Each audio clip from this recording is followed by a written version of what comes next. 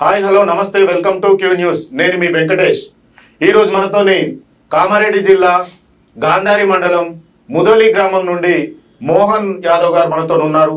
ఇతను ఆ గ్రామానికి మాజీ సర్పంచ్గా 2013 నుండి 2018 వరకు కూడా వర్క్ చేసిన అనుభవం ఉంది. ఇతను ఇప్పుడు వచ్చే స్థానిక సంస్థల్లో మళ్ళీ సర్పంచ్గా పోటీ చేయాలనే ఉద్దేశంతో తన యొక్క అనుభవాలను, తను ఏ విధంగా ఎలక్ట్ అయితే తను ఏ విధంగా ప్రజా సమస్యలను, జీవన ప్రమాణాలను ఏ విధంగా నేను అభివృద్ధి చేస్తాననే విషయాలు కూడా అతని మాటల్లో తెలుసుకుందాం. నమస్తే మోహన్ గారు, వెల్కమ్ టు క్యూ న్యూస్. నమస్తే వెంకటేష్ అన్న. నా పేరు మోహన్ యాదవ్, కామారెడ్డి జిల్లా గాంధారి మండలం ముదోలి గ్రామ పంచాయతీ. నేను 2013లో సర్పంచ్ గా ఎలక్ట్ అయినా. నాకు ఇంచుమించానంటే ఒక నయా పైసా ఖర్చు లేకుండా మా గ్రామస్తులు చాలా మంచి హృదయంతో, మా గ్రామస్తులందరికీ ఈ టీవీ ద్వారా నేను పాదాభివందనం చేస్తున్నానన్న.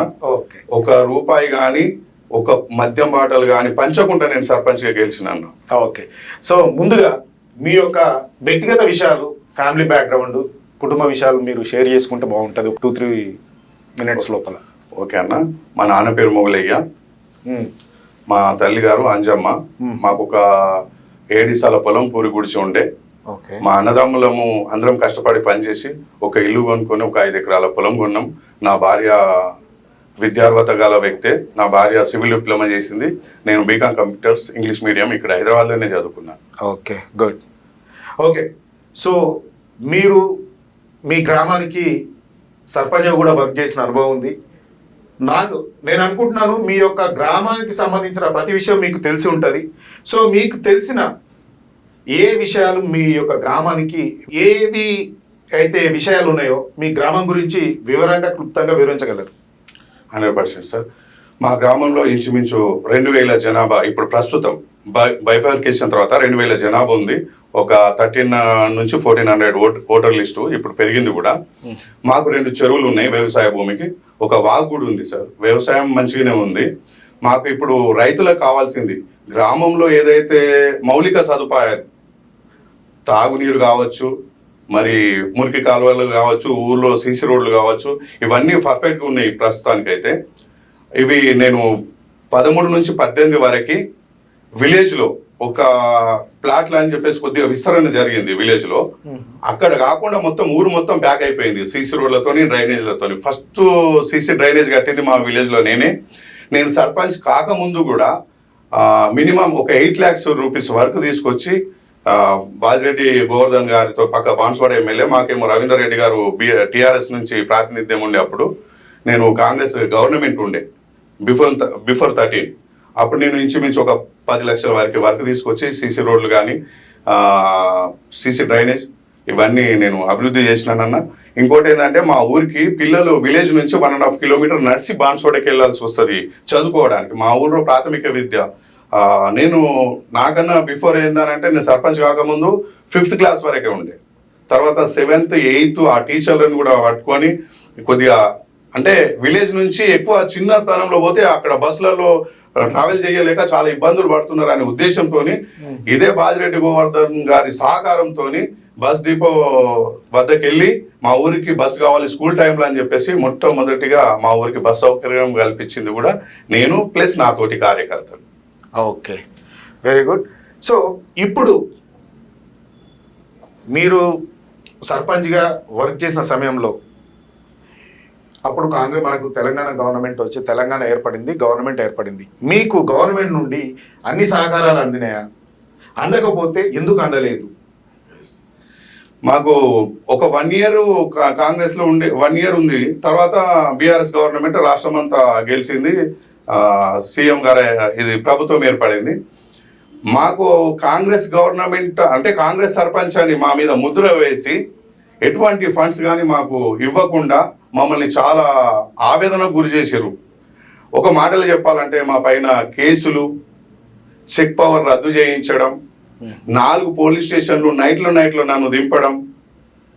ఆ విషయం ఎందుకంటే విలేజ్ నుంచి టీఆర్ఎస్ కార్యకర్త ట్రాక్టర్లో ఇసుకని వేరూరికి తరలిస్తుండగా మా బ్రదర్ అడ్డుకుంటే అక్కడ వాళ్ళని కొట్టి, నేను ఆ సిచ్యువేషన్లో నేను లేను, పక్క గండివేటిలో ఉన్నాను. నన్ను A1గా పెట్టి కేసు ఫైల్ చేపించి చాలా పోలీస్ స్టేషన్లు దింపించి చాలా టార్చర్ పెట్టిరు. మళ్ళా తర్వాత ఒక 1.5 ఇది జరిగిన తర్వాత ఇయర్స్ తర్వాత నా చెక్ పవర్ కూడా రద్దు చేయించారు.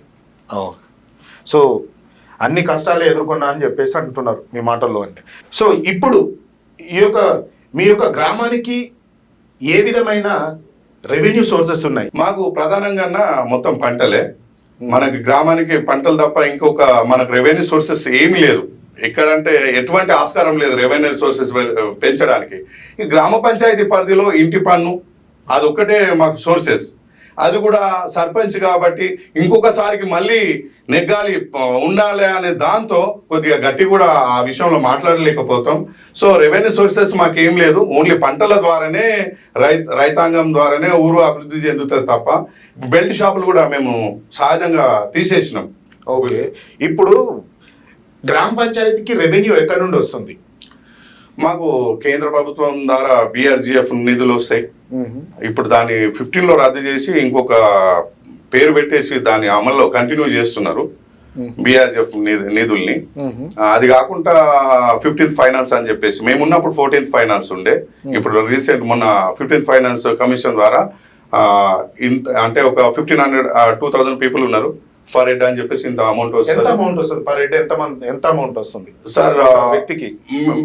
ఒక వ్యక్తికి మినిమం ఒక 500 నుంచి 800 వరకు వస్తుంది సార్. 500 నుండి 800 ఎగ్జాక్ట్ గా తెలియదా? ఎగ్జాక్ట్ గా సర్పంచ్ గా వర్క్ చేశారు కదా, మీకు తెలియాల్సిన అవసరం ఉంది కదా? ఎగ్జాక్ట్ గా తెలియదు సార్, ఎందుకంటే నేను ఒక 10 years అవుతుంది ఇప్పటి వరకు. అప్పుడు నేను అడుగుతున్నది, మీరు చేసినప్పుడు తలసరి ఒక ప్రతి వ్యక్తి పైన ఎంత నిధులు వచ్చేటి? 820 రూపీస్ వస్తుంది సార్. 820 రూపీస్ సెంట్రల్ గవర్నమెంట్ నుండి? Yes sir. ఎవ్రీ మంత్ వస్తుందా? ఎవ్రీ మంత్ రాదు సార్. నేను ఉన్నప్పుడు 6 months ఒకసారి వస్తుండే సార్. అంటే ఆ గ్రాంట్ అనేది అక్కడ నుండి వచ్చే నిధులు అనేది ఎవ్రీ మంత్లీ వస్తుందా, లేకపోతే ఎవ్రీ 6 months వస్తుందా, లేకపోతే సంవత్సరానికి ఒకసారి వస్తుందా? ఎవ్రీ 6 months వస్తుండే సార్. ఓకే, సో దానికి ఏమైనా మీరు అకౌంటబిలిటీ అకౌంట్స్ ఇవన్నీ కూడా మీరు మళ్ళీ గవర్నమెంట్ కు సమర్పించాల్సి ఉంటుందా? 100% సార్. అయితే ఇప్పుడు మా విలేజ్ మట్టికి ఏం జరిగిందంటే, నేను సర్పంచ్ గా ఉన్నప్పుడు ఆ ఏదైతే ఫండ్ వచ్చిందో దాని వీధి లైట్ల కోసం, మురికి కాలువల నిర్వహణ, పారిశుద్ధ్యం కొరకు, వీటి కోసమే బల్బుల కొరకే, వీటి కొరకే ఖర్చు పెట్టాల్సి ఉంటుండే. అవి పోను ఆ ఫండ్ ద్వారా, ఆ ఫండ్ లో నుంచి నేను సీసీ డ్రైనేజీలు కూడా వార్డులలో నిర్మించడం జరిగింది. ఓకే, మీ హయాంలో ఎంపీ ల్యాండ్స్ కానీ ఎమ్మెల్యే ల్యాండ్ ఫండ్స్ కానీ ఏవి కూడా మీరు తీసుకురాలేకపోయారా మీ గ్రామానికి? Yes sir. ఒక 1 year లో ఎంపీ ల్యాండ్స్ కోసం ప్రయత్నం చేసిన తర్వాత గవర్నమెంట్ చేంజ్ అయిన తర్వాత మాకు ఒక ముద్ర వేసి కాంగ్రెస్ సర్పంచ్ అని చెప్పేసి ఎటువంటి అభివృద్ధికి నోచుకోలేకపోగా నేను ఆలోచన చేసిన సార్, చదువుకున్న వ్యక్తిగా నాకు డెవలప్మెంట్ కావాలి, ఎమ్మెల్యే గారి నుంచి మాకు ఫండ్స్ వస్తలేవు, ఏం చేస్తే బాగుంటుంది అని చెప్పేసి ఫీల్డ్ అసిస్టెంట్ కొద్దిగా నాకు సహకారం చేశాడు సార్. మా ఊరి గ్రామ ఫీల్డ్ అసిస్టెంట్ ఉపాధి హామీ కూలీల సంఖ్యను పెంచి మళ్ళా వాళ్ళందరికి వర్క్ ఎట్ ఏ టైంలో ఒక 200, 300, 400, 500 ఇట్లా ఆ కూలీలను పెట్టి పని చేపించి దానిపైన సార్ మనకు ఒక సినరేజ్ అనేది వస్తుంది. వీళ్ళకు వేతనం పడ్డ తర్వాత కొద్దిగా అభివృద్ధి పనులకు సీసీ రోడ్లు నిర్మించుకోవచ్చు, లేదా మురికి కాలువలు నిర్మించవచ్చు. అట్లాగా ఇంచుమించు అంటే సార్ 80 lakhs వరకు సీసీ రోడ్లు ఆయన మురికి కాలువలు నిర్మాణం చేపట్టిన సార్ NREGS నిధుల ద్వారా సార్. ఇప్పుడు ఈ పనికాహార పథకం వాళ్ళు పని చేయించడం అంటే సంఖ్య ఎక్కువ చెప్పి తీసుకున్నారా, లేకపోతే నిజంగానే ఎంతమంది వర్క్ చేస్తారో అంత తీసుకున్నారా? లేదు సార్, అంటే వాళ్ళకి వేతనాలు పడతాయి సార్. అంటే దానికి సబ్జెక్ట్ లేదు. మీరు ఒక ఫీల్డ్ అసిస్టెంట్ నాకు సహాయం చేశాడు అని చెప్పేసి అన్నారు. Yes sir. సో మీరు పనిచేసిన వాళ్ళు 10 మంది అయితే 20 మంది రాసి తీసుకున్నారు? లేదు సార్, కూలీలని తీసుకెళ్లి అక్కడ ఫీల్డ్ లో ఉండి సార్, ఫీల్డ్ లో ఉండి సంఖ్య పెంచి నేను కూడా ఆ స్థలానికి వెళ్ళి అంటే గ్రావెల్ కొట్టించాను సార్. స్కూల్లో గ్రావెల్ కొట్టించాను. కొన్ని గ్రావెల్ రోడ్లు ఏవైతే వ్యవసాయ భూములకి రోడ్లు ఉంటాయో ఆ గ్రావెల్ రోడ్లు వేయించి ఆ కూలీల సంఖ్య పెంచి వాళ్ళకి వేతనాలు ఎట్లయితే పడతాయో దాని ద్వారా మాకు ఫండ్ వస్తుంది. 1 year ఒకసారి ఫండ్ వస్తుంది సార్. సో ఎంత ఫండ్ మీరు పొందగలిగారు మీ గ్రామానికి? 80 lakhs వరకు పొందాను సార్. 80 లక్షలు? Yes sir. సో 80 లక్షలతో మీ గ్రామాన్ని NREGS ఫండే సార్. సో అందులో ప్రతి పైసా ఖర్చు పెట్టారా మీరు? 100% సార్. మీ సొంత జేబులోకి ఏది వేసుకోలేదా? లేదు సార్, అది వేసుకోవడానికి ఆస్కారం ఉండదు సార్. ఆస్కారం ఓన్లీ ఏది ఉంటుంది అంటే 15th ఫైనాన్స్ ద్వారా ఏదైతే నిధులు గ్రామ పంచాయతీకి వస్తాయో సార్, దాంట్లో నుంచి ఏదైనా అంటే చేయదలుచుకుంటే, మేమైతే చేయలేదు సార్. నేను ప్రతిపక్షంలో ఉన్నాను కదా సార్, నా మీద భూతార్థం పెట్టి చూసే కార్యకర్తలు విలేజ్ అంటే గవర్నమెంట్ కార్యకర్తలు మా ఊళ్ళో ఉంటారు కాబట్టి నన్ను ఇట్లా చాలా క్షుణ్ణంగా పరిశీలించారు సార్. నేను ఎటువంటి తప్పు చేయలేదు. సో మీకు అవకాశం దొరకలేదు? అట్లా నన్ను అనట్లేదు సార్. ఓకే, వ్యక్తిగతంగా నా ఉద్దేశం అది కాదు. ఒకవేళ చెయ్యాల్సి వచ్చినా కూడా అట్లాంటి ఆస్కారం అక్కడ లేదు సార్. నేను అట్లా చేయలేదు. ఇప్పుడు మళ్ళీ కంటెస్ట్ చేద్దాం అనుకుంటున్నారు? Yes sir. సో మీరు 2013 నుండి 18 వరకు మీరు వర్క్ చేశారు. మరి ఎందుకు ఓడిపోవాల్సి వచ్చింది మీరు 18లో? సార్ అయితే మా విలేజ్ లో సార్ అంటే డబ్బులు పంచలేకపోయారా? డబ్బులు అప్పుడు గెలవక ముందు అంతకుముందు గెలిచినప్పుడు పంచలేదు సార్. మొన్న నిలబడ్డప్పుడు కూడా నిన్న ఏ డబ్బు ఒక 1 రూపీ కూడా పంచలేదు సార్. స్లైట్ ఒక 40 ఓట్స్ తో ఓడిపోయినాను సార్. నా ఎదుటి వ్యక్తి ఓటుకు మీ ఓటమి కారణాలు ఒక 2 చెప్పగలుగుతావా? సార్ ఏం లేదు సార్, మా విలేజ్ లో అంటే అసైన్ ల్యాండ్ ఉంటుంది సార్, అది ఫారెస్ట్ కానుకొని, రిజర్వ్ ఫారెస్ట్ కానుకొని సార్. అయితే నేను సర్పంచ్ ఉన్నప్పుడు సార్ దాంట్లో ఫారెస్ట్ డిపార్ట్మెంట్ నుంచి ప్లాంటేషన్ చేయడం జరిగింది సార్. హరితహారం ఏదైతే ఫస్ట్ ఇంప్లిమెంటేషన్ అయిందో రాష్ట్రంలో, దాంట్లో ప్లాంటేషన్ పెట్టారు సార్. ఒక 14 acres లో ప్లాంటేషన్ చేశారు సార్. అది ప్లాంటేషన్ చేస్తే సార్ అప్పటికి కూడా నేను గ్రామస్తులు అక్కడ ఎవరైతే జీవనం కొనసాగిస్తారో ఆ భూములలో వ్యవసాయం చేసుకుంటూ వాళ్ళని తీసుకెళ్లి ఒక 60-70 మందిని తీసుకెళ్లి నేను సంఘటన స్థలానికి చేరుకున్నాను సార్. అక్కడ జేసీపీకి అడ్డంగా పడుకోవడం కూడా జరిగింది. పోలీస్ డిపార్ట్మెంట్ వారు వచ్చేసి లా అండ్ ఆర్డర్ ప్రాబ్లం అవుతుంది అని చెప్పేసి మమ్మల్ని చెదరగొట్టి వాళ్ళు ప్లాంటేషన్ చేసుకున్నారు సార్. ఒకవేళ మీరు దీనికి అడ్డు పెడితే మీ మీద పీడీ యాక్ట్ పెడతామని చెప్పి ఆ రోజు నుంచి కూడా భయపెట్టారు సార్. అయితే కొన్ని రోజుల తర్వాత సార్ చెట్లు పెరిగి మన స్లాబ్ కన్నా ఎక్కువ హైట్లో పెరగడం జరిగింది సార్. నేనేం చేసినానంటే సార్, ఎలక్షన్స్ ఒక 6 నెలలు ఉందనగా సార్ నేను ఒక నిర్ణయం తీసుకున్నాను సార్. టిఆర్ఎస్ గవర్నమెంట్ లో కండువా కప్పుకున్నాను సార్. కండువా కప్పుకొని అప్పుడున్న రవీందర్ రెడ్డి గారు అడిగారు సార్, ఎన్ని డబ్బులు కావాలి, 10 లక్షల 20 లక్షల అని అంటే నేను ఒకటే మాట్లాడినాను సార్, నాకు డబ్బు కాదు, నా ఊరు అభివృద్ధి కావాలి. ఒక 2 తండాలు, ఒక రెవెన్యూ విలేజ్, మాది కూడా రెవెన్యూ విలేజ్ సార్, నర్సాపూర్, మొండి సడక్, మధుర్ నగర్ తాండా సార్. ఈ అన్ని ఆవాస ప్రాంతాలలో సీసీ రోడ్లు కావాలి, ప్లస్ నీటి సౌకర్యం కావాలి.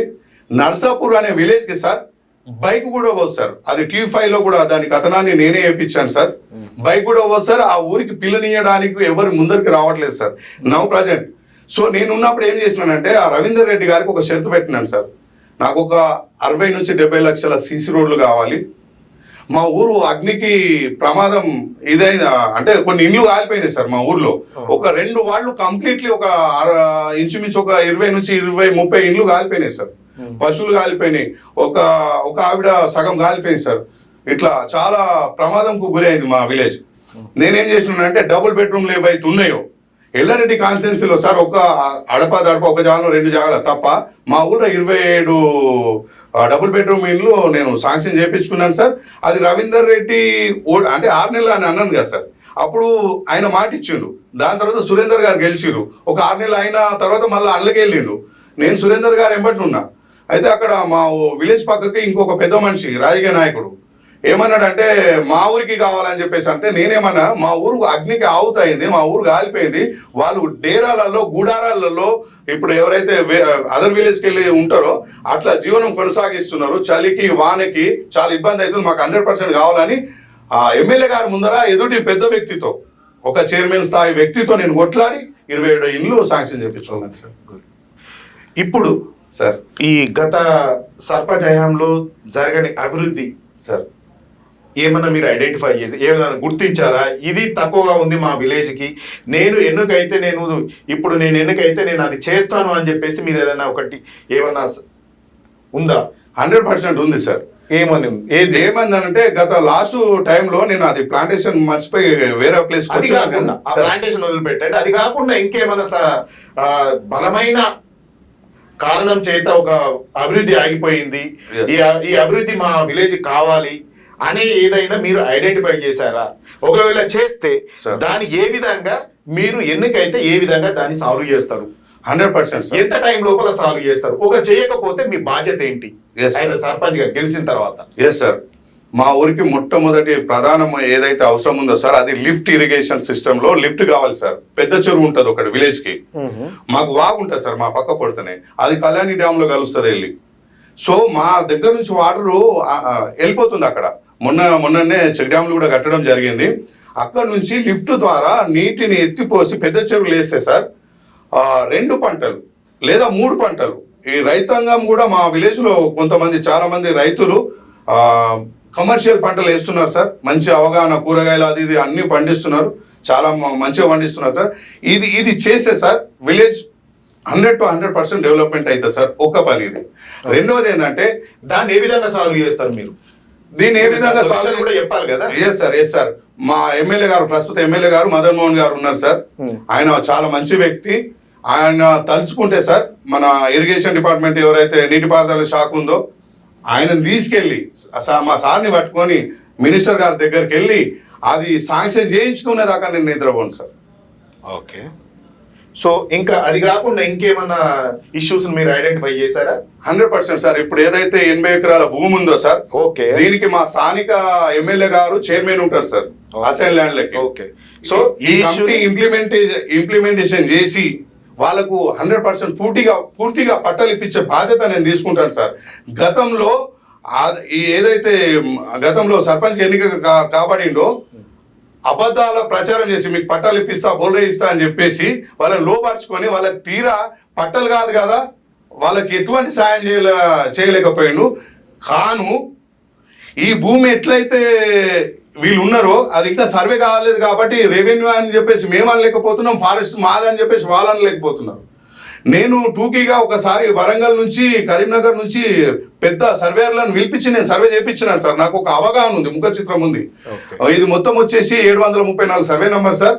ఇది 3 కంపార్ట్మెంట్లలో ఉంది. మా 3 కంపార్ట్మెంట్ మేజర్ పార్ట్ వచ్చేసి 82 ఎకర్స్ సార్. ఇది 82 ఎకర్స్ లో 80 కుటుంబాలు బతుకుతున్నాయి సార్ దాంట్లో. ఇది పట్టాలు ఇప్పిస్తే సార్ వాళ్ళకి మంచి చేసిన వాళ్ళు అవుతాం సార్. దీనికి అసైన్ కమిటీ ఫామ్ కావాలి. మా ఎమ్మెల్యే గారి అధ్యక్షతన మెంబర్స్ తో ఒక బాడీ ఇదైన తర్వాత కలెక్టర్ ద్వారా పట్టాలు ఇప్పించవచ్చు సార్. ఓకే. సో ఇప్పుడు వచ్చే స్థానిక సంస్థల ఎన్నికలలో మీరు సర్పంచ్ పోటీ చేద్దాం అనుకున్నారు. గెలవడం కోసం మీ దగ్గర ఉన్న ఏ విధంగా గెలుస్తారు? ఏది ధనబలంతో గెలుస్తారా? మీరు చేసిన మంచి పనితోని మీరు ముందుకెళ్తారా? సో ఏ విధంగా మీరు గెలవాలనుకుంటున్నారు? నేను ఇప్పుడు కూడా మీకు మాట ఇస్తున్నాను సార్. నేను ₹1 కూడా మళ్ళీ పంచను. మద్యం పంపకాలు మాత్రం ఏమాత్రం ఉండవు సార్. నేను గతంలో 5 years అంటే 10 years బ్యాక్ నేను చేసిన మంచితనం మొన్న ఎవరైతే ఇంకోళ్ళకి అవకాశం ఇచ్చారో గ్రామస్తులు దాన్ని వాళ్ళు బేరీ చేసుకున్నారు సార్. ఎవరైతే అటు వర్గం వైపు ప్రజలు వెళ్ళిలో వాళ్ళందరూ వచ్చేసి నాకు పర్సనల్గా కలిసి నీకు చాలా అన్యాయం చేసినా, ఇంత పని చేసినా, ఇప్పుడు ఎవరికైతే గెలిపించుకున్నామో దున్నపోతులాగా పండడం తిరగడం తెలుసు తప్ప ఎటువంటి పని ఊళ్ళో ఇక్కడ ఉన్న చెంచా ఇక్కడ పెట్టలేదని చెప్పేసి నాతో ఆయన ఎంబడ తిరిగేటోళ్ళు అందరూ నాకే చెప్పారు సార్.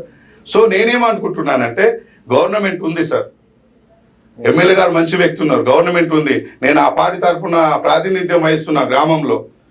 నేను సార్ గెలిచిన నాటి నుండే నా ప్రణాళిక ఉంది సార్. నాకు లిఫ్ట్ ఇరిగేషన్ సిస్టమ్ ఒకటి, వీళ్ళకి పట్టలు ఇప్పియడం ఒకటి, మా ఊరు నుంచి కొన్ని వ్యవసాయ భూములు వాగు అవతలి తరపున ఉన్నాయి సార్, వాళ్ళకు ఒక బ్రిడ్జ్ కట్టిస్తా సార్.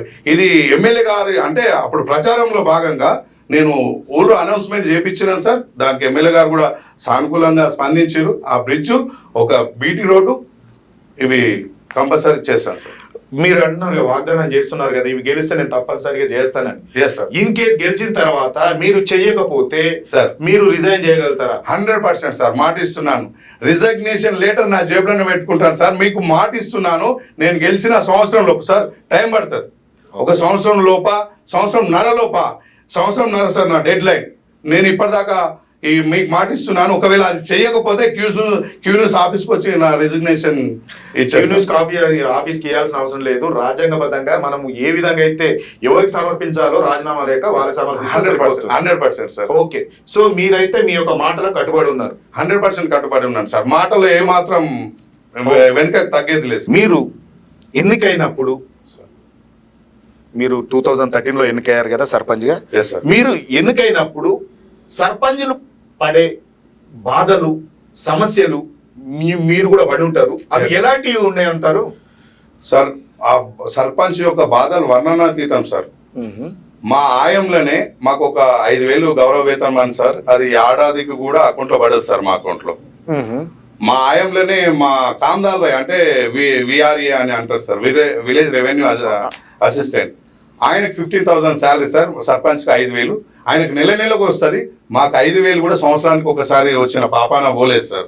ఇంకొక విషయం ఏంటంటే, ఇంతకుముందు చెప్పినట్టు మేము ఎంత బిల్లులు పే చేసి ఏం చేసినా అంటే వాస్తవానికి కూడా ఇప్పుడు ఫండ్ లేకుండా మేము జేబుల నుంచి తీసుకొచ్చి పెట్టాలి సార్, అప్పు చేయాల్సి వస్తుంది సార్. మిత్తికి 3 రూపాయల మిత్తికి డబ్బులు తీసుకొచ్చేసి ఊర్లో ఏవైతే ఇప్పుడు సత్వరంగా అభివృద్ధి జరగాలంటే సమయం వస్తే కంపల్సరీ మేము బయట నుంచి మిత్తికి తీసుకొచ్చి పెడతాం సార్. తీరా వర్క్ కంప్లీట్ అయిపోయిన తర్వాత సెంట్రల్ గవర్నమెంట్ నుంచి మా సర్పంచ్ ఖాతాలో నేరుగా పడిన డబ్బుని ఈ రాష్ట్ర ప్రభుత్వం ప్లీజ్ అనే ఇది పెట్టింది సార్. ఆ పని జరిగినాక కూడా మాకు వచ్చిన డబ్బును కూడా మేము డ్రా చేసుకోలేని పరిస్థితుల్లో చాలా మంది సర్పంచులు చాలా ఆవేదనకు గురి కావడం జరిగింది సార్. ఇది ఫ్రీజింగ్ అనేది ఉండదు సార్. ఇది ఏమైతుంది సార్, రాష్ట్ర గవర్నమెంట్ తన అవసరాలు తీర్చుకున్న తర్వాత మళ్ళీ మా ఖాతాలో అంటే ఖాతాలో ఉంటుంది సార్ డబ్బు ఫ్రీజ్ అనే పేరుతో. వాళ్ళు వేరే దానికి యూజ్ అంటే అక్కడ సీజ్ చేసి పెట్టేస్తారు, ఇంకా దీన్ని డ్రా అమౌంట్ అయితే కనబడుతుంది కానీ మీరు డ్రా చేసుకోవడానికి ఉండదు సార్. అన్నం ఉండి ఉంటుంది కానీ తినడానికి ప్లేట్లో తినడానికి లేదు ఉండదు సార్. అంతే కదా. యూనిస్ వేదిక ద్వారా సార్ గౌరవ ముఖ్యమంత్రి రేవంత్ రెడ్డి గారికి సర్పంచ్ల తరఫున నేను ఒకటే విన్నవించుకుంటున్నాను సార్. ఒక కాన్స్టిట్యున్సీ ఎమ్మెల్యేకి 4,50,000 2 లక్షలు ఏదో 2.5 లక్షలు ఉంటాయి. 2.5 లక్షల శాలరీ ఉంది, విత్ అలవెన్సెస్ ఇంకా వేరు ఉన్నాయి సార్. నేను ఏమంటున్నా రేవంత్ రెడ్డి గారికి కోరేది ఒకటే, సర్పంచ్లకు మినిమం 30,000 నుంచి 50,000 శాలరీ ఇస్తే సార్ ఊరిని ఎట్లా అభివృద్ధి దిశలో తీసుకెళ్తాడంటే అట్లా అభివృద్ధి దిశలో తీసుకెళ్తారు సార్. నేను ఎందుకు కోరుతున్నానంటే, గతంలో సార్ వ్యవస్థ పుట్టినప్పుడు సర్పంచ్ వ్యవస్థ 1959లో ఈ వ్యవస్థ పుట్టింది సార్. అప్పుడు ఆసాములు భూస్వాములు మాత్రమే సర్పంచ్ ఎన్నిక అయ్యేది సార్. ఊర్లో ఒక పెద్ద మనిషి చెప్తే సర్పంచ్ ఈయన అంటే ఆయననే సార్. సార్ ఇప్పుడు రాను పటేల్ పట్వారీ వ్యవస్థ రద్దు అయిన తర్వాత ప్రజల్లో చైతన్యం పెరిగి ఓట్ల ద్వారా పనిచేసే వ్యక్తిని గెలిపించుకుంటున్నారు సార్. ఆయన బ్యాక్గ్రౌండ్ చూస్తలేరు, ఆయన ఆస్తిపాస్తులు చూస్తలేరు. ఈయనకు ఒక విజన్ ఉంది, ఈయన పనిచేసే వ్యక్తి, ఈయన టాలెంటెడ్ పర్సన్, 4 ఆఫీసులలో మాట్లాడగలుగుతాడు, 4 అభివృద్ధి పనులు తీసుకురాగలుగుతాడు అని ఒక అవగాహనకు వచ్చి చేసుకుంటున్నారు సార్. సార్ ఇక్కడ ప్రాబ్లం ఏమొచ్చిందనంటే, ఎన్నిక కావడం కోసం ఒక ఎకరం అమ్మేసుకోవడా లేదా 15 లక్షలు అప్పు తెచ్చుకొని పోటీలో నిలబడి డబ్బులు వంచి గెలిచి నా ఒక్కని పరిస్థితి కాదు సార్, యావత్ రాష్ట్రం పరిస్థితి. ఒక 15-20 లక్షలు ఒక్కొక్క మండల ప్రాంతంలో అయితే ₹1,00,00,000 ఇట్లా చాలా ఖర్చు పెట్టేసి తీరా గెలిచిన తర్వాత ఏ ఫండ్స్ రాక ప్రతి కలెక్టర్ వచ్చినా, విలేజ్కి కలెక్టర్ వచ్చినా, ఎంఆర్ఓ గారు వచ్చినా, ఎస్ఐ గారు వచ్చినా, ఏ అధికారులు మండల లెవెల్ నుంచి ఆర్డీఓ లెవెల్ నుంచి ఏ అధికారులు వచ్చినా సర్పంచ్ జేబుల నుంచి ఖర్చు పెట్టుకోవాలి సార్. గతంలో భూమి అమ్ముకొని లేదా అప్పు చేసిన డబ్బు అది ఒక ఎత్తు అయితే, ఇప్పుడు అభివృద్ధి చేసిన పనులకు బిల్లు రాకపోవడం ఒక ఎత్తు అయితే, అమౌంట్ ఫ్రీజ్ అయ్యేది ఒక ఎత్తు అయితే, చేసిన అభివృద్ధి పనులకు ఏఈలకు డిఈలకు పర్సెంటేజ్ ఇవ్వడం ఇంకొక ఎత్తు అయితే, శాలరీ గౌరవ వేతనం అని చెప్పేసి చెప్తారు సార్, అది సంవత్సరం వరకు అకౌంట్లో పడదు సార్. సర్పంచ్ ఎట్లా గెయిన్ అవుతాడు సార్? నేను ఒకటే సీఎం గారికి కోరేది, మాకు 100% ఒక 50,000 శాలరీ ఉంటాయి సార్. ఇవన్నీ ఖర్చులు జేబుల నుంచి పెట్టుకొని ఏ అవినీతి చేయకుండా సార్. అందరు సచ్చిలు కాదు సార్, అందరు అవినీతి పరులు కూడా కాదు సార్. నేనేమంటున్నాను సార్ అనంటే, రాష్ట్ర గవర్నమెంటే ఒక బుద్ధిమంతుణ్ణి అవినీతి పరులుగా తీర్చిదిద్దే అంటే ఉద్దేశం అంది కాదు, వీళ్ళ విధి విధానాల వల్ల ఒక సచ్చీలుడు అవినీతి పరుడుగా మారుతున్నాడు సార్. నేను గుర్తించింది అదే సార్. ఎందుకంటే ఎటువంటి అవకాశం లేదంటే సార్ అవినీతి చేయాల్సిందే సార్. ఒకవేళ నేను ఏమంటున్నానంటే సార్, ఇప్పుడు మీరు 50,000 సాలరీ ఇవ్వకున్నా సార్, పెట్టని బరువులు పెట్టినట్టుగాను, తీయని మోరు తీసినట్టుగాను అది ఆయన జేబులోకి వెళ్ళిపోతుంది సార్. నేను అనేది ఒకటే సార్, ఆ పేరు పెట్టి మీరే ఇస్తే సార్ ఆ దొంగ బిల్లులు కానీ దొంగ పన్నులు కానీ రాసుకోకుండా పరిపాలిస్తారు సార్. దీని ద్వారా ఏమవుతుందనంటే సార్ అవినీతి చేయడానికి భయపడి కూడా శాలరీ వస్తుంది కదా అనే ఉద్దేశంతో జర మంచిగానే పరిపాలన చేస్తాడు. కాబట్టి యావత్ తెలంగాణ రాష్ట్ర సర్పంచ్ల అందరి తరపున నేను ఒకటే కోరుతున్నాను సార్, రాష్ట్ర గవర్నమెంట్కి ఏది తెచ్చినా రాష్ట్రంలో ఏ ఇంప్లిమెంటేషన్ జరిగినా అది కాంగ్రెస్ ప్రభుత్వం ద్వారానే జరిగింది. కాబట్టి రేవంత్ రెడ్డి గారు కూడా జెడ్పీటీసీ స్థాయి నుంచి సీఎం స్థాయికి వచ్చిండు కాబట్టి మా బాధలు అర్థం చేసుకుంటారనే ఉద్దేశంతో నేను రిక్వెస్ట్ చేసేది ఒకటే sir, minimum 50,000 salary for month ఒక సర్పంచ్కి ఇస్తే సార్ ఆయన అధిక ఉత్సాహంతో రెట్టింపు ఉత్సాహంతో వర్క్ చేసి ఊరిని అభివృద్ధి ఖచ్చితంగా చేస్తాడని నేను మనస్ఫూర్తిగా కోరుకుంటున్నాను సార్. ఓహో, మీరు చెప్పిన దాంట్లో మీ యొక్క సర్పంచుల ఆవేశం ఈ విధంగా ఉందంటే హారబుల్ సిచ్యువేషన్. సో ఏంటంటే ఈ సిచ్యువేషన్ ఎలా ఉందంటే రాజకీయం అయిపోయింది. రాజకీయంలో డబ్బులు ఏ విధమైందంటే ఒక బిజినెస్ లా అయిపోయింది 100%. సో ఈ డబ్బులు పెట్టు ప్రాఫిట్స్ బంధు ఎట్లయితే బిజినెస్ లో ఉంటుందో ముందు డబ్బులు పెట్టు, ఓట్లకు డబ్బు ఇచ్చి ఓట్లు వేయించుకో, తర్వాత నువ్వు దోచుకో అనే సంగతి చందంలా మారింది. సో ఆ విధంగా సో ఎవరిని నమ్మాలా నమ్మొద్దా అనే పరిస్థితి కూడా ప్రజలకు ఏర్పడింది. Yes sir. సో మీ యొక్క కష్టాలు కూడా, ఈ సర్పంచుల కష్టాలు కూడా గవర్నమెంట్ దృష్టిలో పెట్టుకొని ఈ యొక్క అవినీతి పరులను తయారు చేయకుండా నీతివంతులుగా తయారు చేసి నీతివంతులుగా ఉండాలంటే కొన్ని సూచనలు చేశారు మోహన్ గారు. అవి కన్సిడర్ చేస్తూ ఒక మంచి గౌరవ వేతనం ఇచ్చే విధంగాను ఒక శాసనసభ్యుడు, ఎమ్మెల్సీ కానీ ఎమ్మెల్యే కానీ వీళ్ళకి ఏ విధమైతే గౌరవ వేతనం పొందుతున్నారో నెల వాడాలి సార్, అది కూడా సంవత్సరానికి కూడా. సో వీళ్ళకు అందాలని కోరుకుంటూ థ్యాంక్ యూ మోహన్ గారు. మీ యొక్క విలువైన విజన్ ని, అంటే మీ యొక్క విలువైన సమయాన్ని వెచ్చించి మీ యొక్క గ్రామానికి సంబంధించిన ప్రతి విషయాన్ని ఫ్యూచర్లో నేను గెలిస్తే ఏం చేస్తానని చెప్పేసి విషయాలను కూడా మీరు క్లియర్గా వివరించడం జరిగింది. Thank you for your time. Like చేయండి,